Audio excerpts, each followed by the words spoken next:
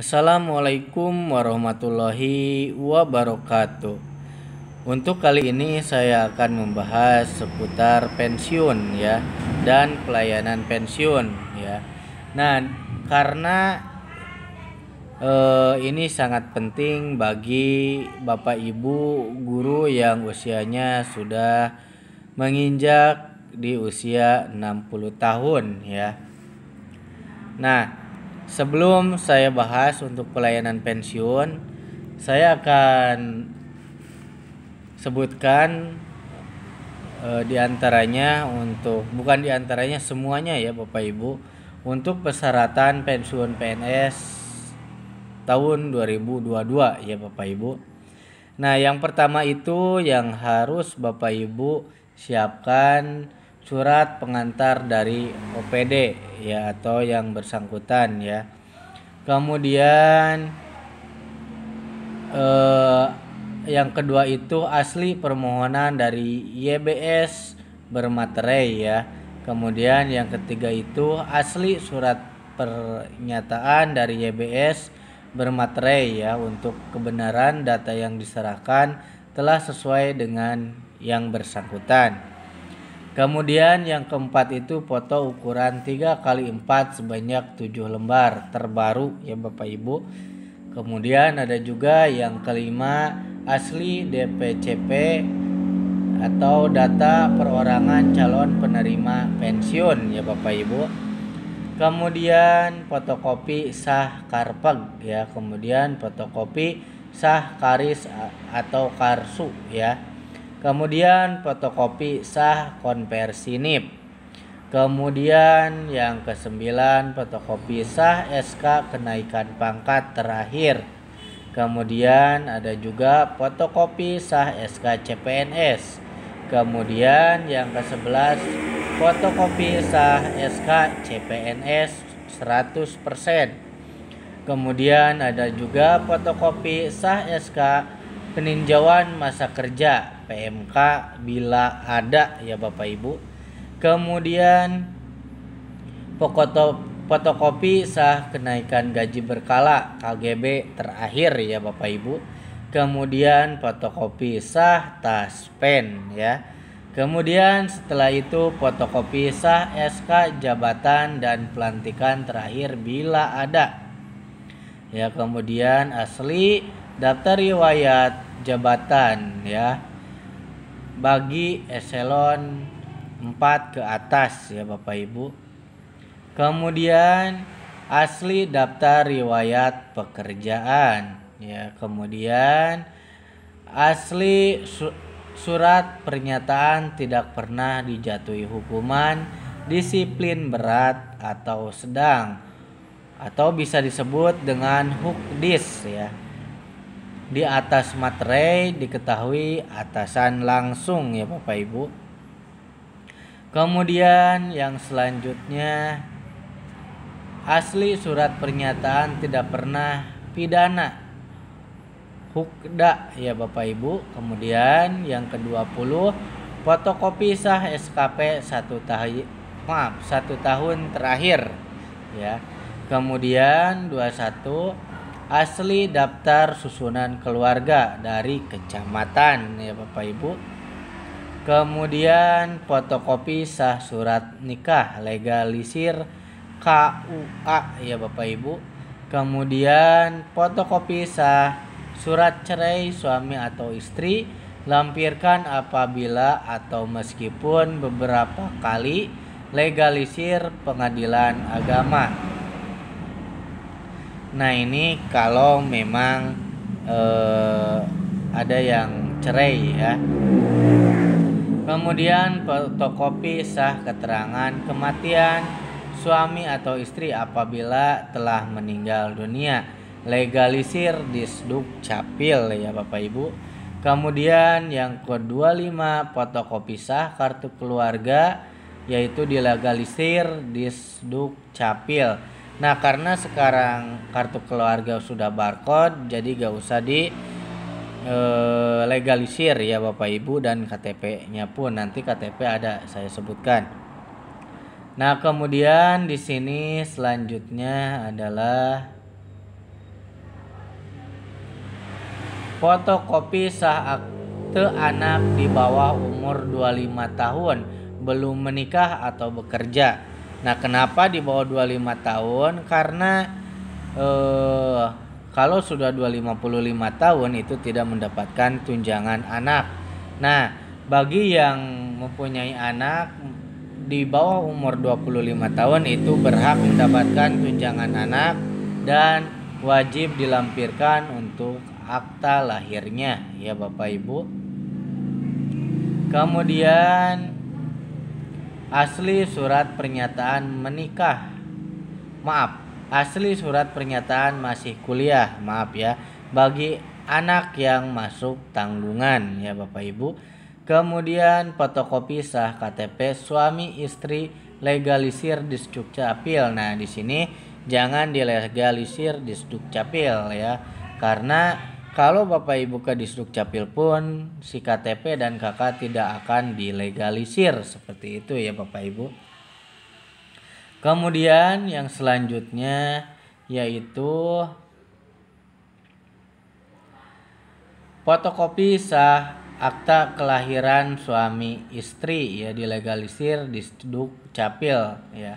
Kemudian fotokopi sah ijazah terakhir ya. Kemudian rekening bank aktif. Kemudian fotokopi sah NPWP yang 33 salinan nomor telepon. Kenapa harus ada salinan nomor telepon? Nanti ditakutkan ada beberapa berkas yang kurang atau yang hilang. Nah, nanti bisa dihubungi ke nomor yang sudah dicantumkan seperti itu. Nah, kemudian ada tambahan ya persyaratan berkas untuk PNS yang meninggal dunia. Di garis bawahi ya, ini untuk yang meninggal dunia. Yang kesatu itu yaitu foto duda atau janda yang ditinggalkan 7 hari terbaru ya betul. Kemudian keterangan kematian, keterangan kejandaan atau kedudaan dari desa. Kemudian yang keempat keterangan ahli waris dari kecamatan ya Bapak Ibu. Nah, kemudian seluruh berkas ini yaitu di-scan kemudian dimasukkan ke CD ya dengan format PDF ya. Untuk foto formatnya JPG ya seperti itu ya. Nah, itu seluruh persyaratan untuk pensiun ya Bapak Ibu. Nah, bagi yang terlalu jadi bagi Bapak Ibu yang ketinggalan maksudnya, silakan untuk dijeda terlebih dahulu kemudian dilanjut lagi ya seperti itu. Nah, Bapak Ibu bisa ditulis ditulis di kertas ya. Kemudian setelah itu lanjutkan untuk pemberkasan seperti itu. Itu bagi yang mau pensiun ya Bapak Ibu. Nah, kemudian ada juga nanti setelah itu pengajuan SKPP. Nah, SKPP saya akan sebutkan sekalian ya di sini untuk persyaratannya. Nah, SKPP ini diajukan setelah turunnya SK pensiun ya Bapak Ibu. Nah, untuk persyaratan SKPP yaitu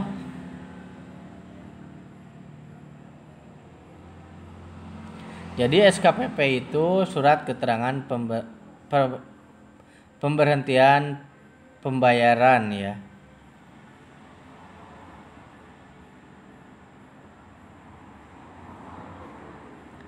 Nah, di sini ada yang pertama itu SK pensiun ya. Kemudian ada SK 80% CPNS, kemudian SK 800% PNS, SKTK pangkat golongan terakhir, SK KGB terakhir berkala, kemudian KARIS atau KARSU, yang ketujuh itu KARPEG, KVE, kemudian NIP baru, konversi NIP ya, surat nikah atau surat cerai, kartu keluarga, akta nikah, akta anak ya, surat keterangan kuliah asli kalau memang usianya 20 sampai dengan 25 belum ya. Nah, silakan untuk dilampirkan. Kalau sudah 25 mah gak usah ya. Kemudian TASPEN, NPWP, daftar gaji suami istri jika keduanya PNS, kemudian KTP suami istri terbaru dan masih aktif. Nah, itu untuk pengajuan SKPP ya Bapak Ibu. Nah, setelah itu ada juga untuk pelayanan pensiun ya. Untuk pelayanan pensiun ya Bapak Ibu, di sini berbasis aplikasi e-pensiun. Nah, untuk aplikasi e-pensiun itu di mana adanya? Nah, untuk e-pensiun itu berada di Siap Jabar. Bapak Ibu bisa melihat dari sekarang untuk Siap Jabarnya ya Bapak Ibu. Nah, kemudian saya masih baru masuk jadi PNS atau baru jadi CPNS seperti itu. Nah, nanti nunggu dulu yang CPNS jadi PNS, nanti Bapak Ibu disuruh untuk mengupload pemberkasan atau berkas-berkas yang harus disiapkan atau dilengkapi di Siap Jabarnya. Nanti juga tahu ya yang belum lulus. Nah, yang udah lulus jadi ASN, nah pasti mengetahuinya seperti itu. Nah, itu diklik, kemudian nanti ada beberapa yang harus diupload di sana ya setelah pengumpulan berkas ya untuk pensiunnya. Seperti itu. Kemudian masih bingung bagaimana alur pelayanan pensiun? Nah, ini untuk alurnya ya Bapak Ibu. Nah, di sini mari kita simak penjelasan berikut ini ya. Alur pelayanan pensiun. Nah, kemudian di sini yang ke satu itu upload persyaratan, kemudian mengajukan ke OPD, kemudian verifikasi oleh OPD, pengusulan dari OPD ke BKD, verifikasi oleh BKD ya. Kemudian setelah itu penginputan data oleh BKD, pengajuan ke BKN oleh BKD, verifikasi oleh BKN, kemudian generate nomor SK pensiun, kemudian proses TTE SK, cetak SK pensiun. Kemudian setelah itu upload berkas pensiun. Ya, di sini PNS yang hendak pensiun mengupload berkas persyaratan pensiun dalam bentuk PDF ya. Pada submenu e-pensiun di Siap Jabar. Ya, nah ini udah dijelaskan. Nah, ini untuk tampilan Siap Jabarnya seperti ini awalnya ya. Bapak Ibu tinggal ketikkan saja Siap Jabar di Google Chrome ya seperti itu. Kemudian persyaratan pensiun di sini ada ya, DPCP, kemudian akta nikah cerai yang tadi sudah disebutkan lah ya. Nah, di sini kemudian ada juga DPCP ya untuk formatnya. Nah, seperti ini. Kemudian setelah itu ada akta nikah. Nah, akta nikah seperti ini. Kartu keluarga ya.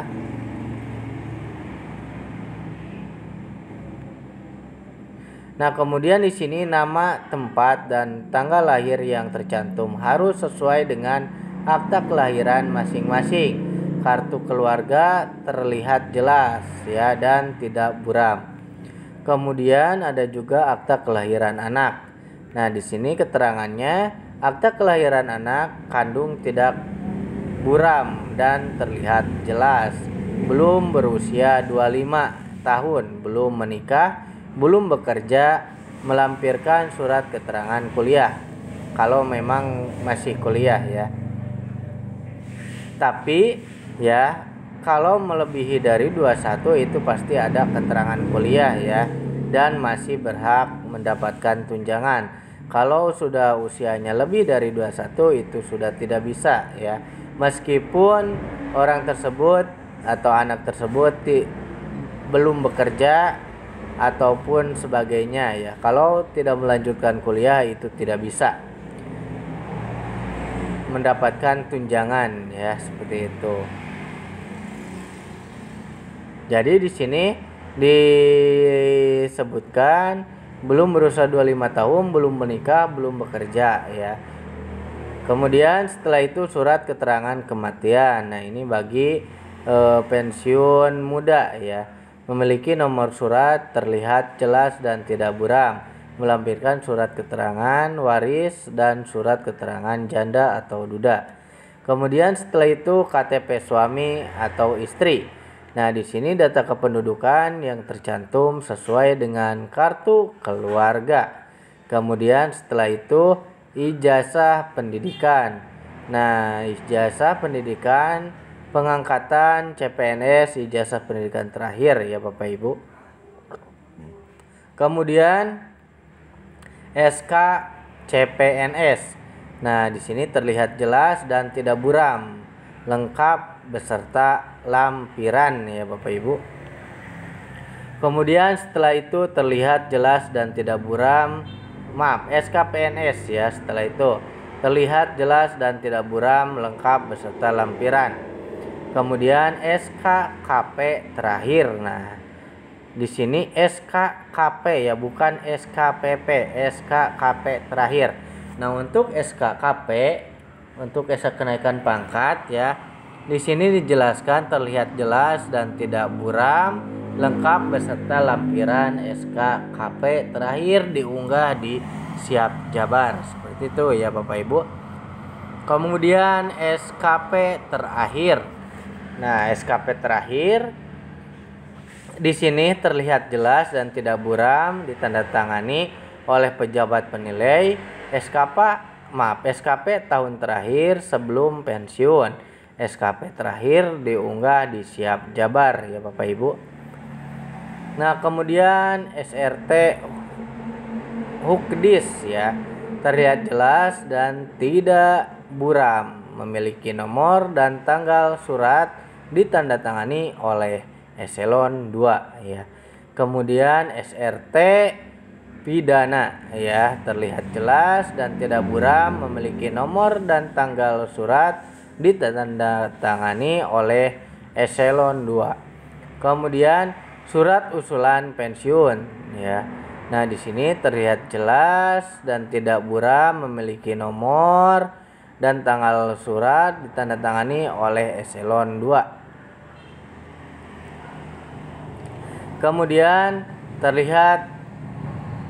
Kemudian setelah itu surat rekomendasi. Nah, terlihat jelas dan tidak buram, memiliki nomor dan tanggal surat, ditandatangani oleh Eselon 2. Kemudian berita acara, terlihat jelas dan tidak buram, ditandatangani oleh pegawai pemohon dan Kasubag Kepegawaian. Kemudian setelah itu mengajukan berkas ke OPD. PNS yang telah mengupload berkas persyaratan mengajukan permohonan pensiun ke pengelola kepegawaian OPD. Setelah itu verifikasi oleh OPD berkas pensiun yang telah diusulkan, diverifikasi kebenaran dan kelengkapan datanya sesuai dengan persyaratan pensiun. Kemudian setelah itu pengusulan oleh OPD ke BKD. Berkas yang telah memenuhi persyaratan diusulkan oleh OPD ke BKD provinsi melalui aplikasi e-pensiun. Kemudian setelah itu verifikasi oleh BKD. Berkas pensiun yang telah diusulkan oleh OPD diverifikasi kebenaran dan kelengkapan datanya sesuai dengan persyaratan pensiun. Kemudian setelah itu penginputan data oleh BKD. Berkas pensiun yang telah diverifikasi diinput oleh BKD pada aplikasi Siap SAPK ya. Kemudian pengusulan oleh BKD ke BKN. Data PNS yang telah diinput diusulkan pensiun oleh BKD ke Kanreg atau BKN. Verifikasi oleh BKN, usulan yang telah diajukan akan dipersiapkan kembali oleh BKN lengkap nomor pertek ya. Generate nomor SK pensiun ya. Usulan pensiun yang telah memiliki nomor pertek selanjutnya masuk ke tahap proses penomoran atau generate nomor SK pensiun. Kemudian proses TTE SK. Nah, di sini terangkan SK pensiun yang telah dicetak selanjutnya memasuki TTE SK pensiun. Kemudian setelah itu cetak SK pensiun. Usulan pensiun yang telah di TTE tanda tangan elektronik selanjutnya sudah siap dicetak dan diserahkan kepada pengelola kepegawaian perangkat daerah ya Bapak Ibu. Nah, jadi untuk pengajuan pensiun ini prosesnya seperti itu ya, dan alurnya seperti itu. Kemudian sebelum 1 tahun pensiun itu sudah harus diajukan ya Bapak Ibu. Kemudian juga bagi Bapak Ibu yang belum pada subscribe channel kami, silakan untuk di subscribe terlebih dahulu ya. Nah, kemudian jangan lupa di share video ini kepada seluruh teman Bapak Ibu supaya teman Bapak Ibu tidak ketinggalan informasi tentang pendidikan, khususnya untuk kali ini yaitu tentang pensiun dan alur pensiun. Seperti itu ya Bapak Ibu.